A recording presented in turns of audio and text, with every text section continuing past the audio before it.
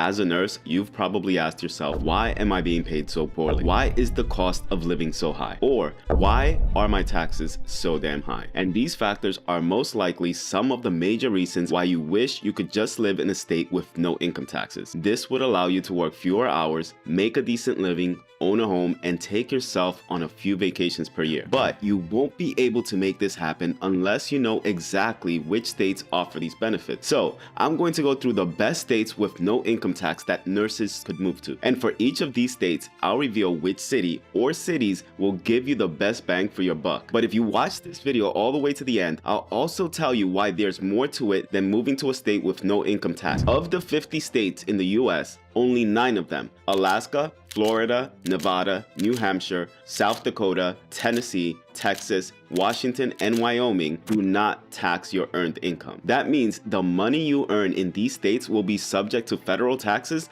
but not state taxes. Now, why is this a good thing? Well, for one, let's say you're earning $100,000 per year, and 20% of that goes towards your federal tax, while the other 10% goes to state taxes in one of the 48 states that deduct state income taxes on those $100,000 you earned. Hypothetically speaking, that means you'll be taxed a total of $30,000 and you'll be bringing home the remainder of $70,000. But if you live in one of the other no income tax states, you only have to worry about paying federal taxes. So to use the previous example, if you earned $100,000, only 20% of it would be taxed by the federal government, and you would end up with an extra $10,000 in your pocket. If you go on YouTube, you'll find thousands of videos talking about why people and companies have left California and moved to states like Texas, Florida, and Nevada. Census data shows that just counting domestic migration in and out of the state, California overall lost 871,000 people.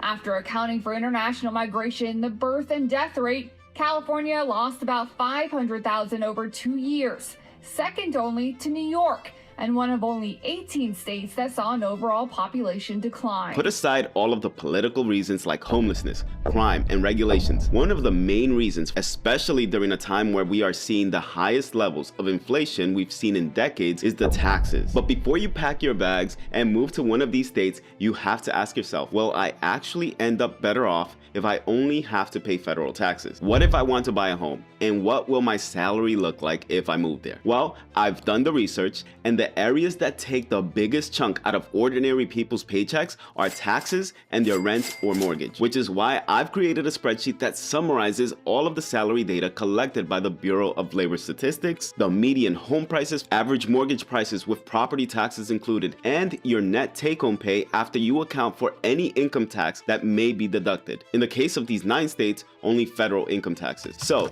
let's go over these states in order from worst to best. In 9th place, we have the state of New Hampshire. In New Hampshire, the average annual salary of all cities reported to the Bureau of Labor Statistics is $80,550. Your net income after federal taxes are deducted will be $63,899. You're going to be paying an average of $16,651 in taxes. And as I mentioned earlier, there are federal taxes as well as Medicare, Social Security, and any other taxes not taken by the state because the state of New Hampshire is a no income tax state. The median home price in the state is $448,034, and your monthly mortgage payment is going to be around $3,039 per month with interest rates, property taxes, and insurance as of June 2023. This means that after you factor in the taxes deducted from your paycheck and your mortgage payments, you will have $27,431 left over every single year. And in 8th place, we have the state of South Dakota. Here you can expect your average annual salary to be $62,920. Your take-home pay will be $51,497,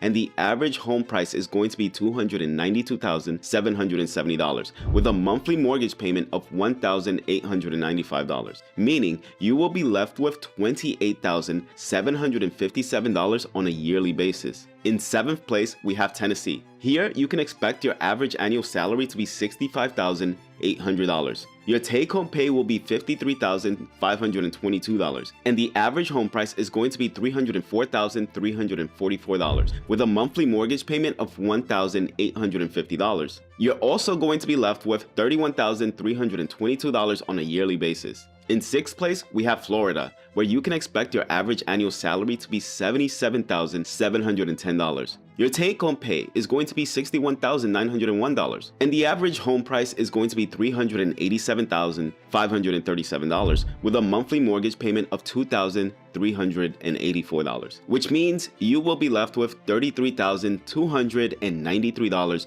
on a yearly basis. In fifth place, we have Washington. Here, you can expect your average annual salary to be $101,230. Your take-home pay will be $78,447. The average home price here is going to be the highest on the list at $579,575 with a monthly mortgage payment of $3,538. Here, you're going to be left with $35,991 on a yearly basis. And in fourth place, we have Texas. Here, you can expect your average annual salary to be $78,630. Your take-home pay is going to be $62,548, and the average home price here is going to be $302,333 with a monthly mortgage payment of $2,108. This means that you are going to be left with $37,252 on a yearly basis. And in third place, we have Wyoming. Here, you can expect your average annual salary to be $77,730. Your take-home pay is going to be $61,915, and the average home price is going to be $333,052 with a monthly mortgage of $1,987. This means that you are going to be left with $38,071 on a yearly basis. In second place, we have Nevada. Here, you can expect your average annual salary to be $94,930, and your take-home pay is going to be $74,015. The average home price here is $415,689 with a monthly mortgage payment of $2,440. You are going to be left with $44,735 a year in the state of Nevada. And in first place, we have Alaska. Here, you can expect your average annual salary to be $102,260. Your take-home pay is going to be $79,167, and the average home price is going to be $350,163. You will be paying $2,301 every single month towards your mortgage payment, leaving you with a total of $51,555 on a yearly basis in the state of Alaska. But like I mentioned early on in the video, there may be more to it than just moving to a state that has no income tax. Because if you look even deeper, you may benefit from moving to a city in the US that will give you the best bang for your buck and allow you to have the lowest cost of living with the highest take-home pay. So if that's what you're looking for, then this is the city that you should be moving to in every one of these states. But there are states that have income tax where you can still bring home more money than you would in these no income tax states. So if that's what you're looking for, then this is the city that you should be moving to. I have an updated spreadsheet I'm currently selling, and if you want to access it before I make a video addressing the highest paying cities, you can either grab it from the link in the description below or by clicking on the product thumbnail right below this video. Or you can watch one of my previous videos where I go over the highest paying cities for nurses in all 50 states. And if you want an updated video of all of those cities, make sure you let me know in the comment section below.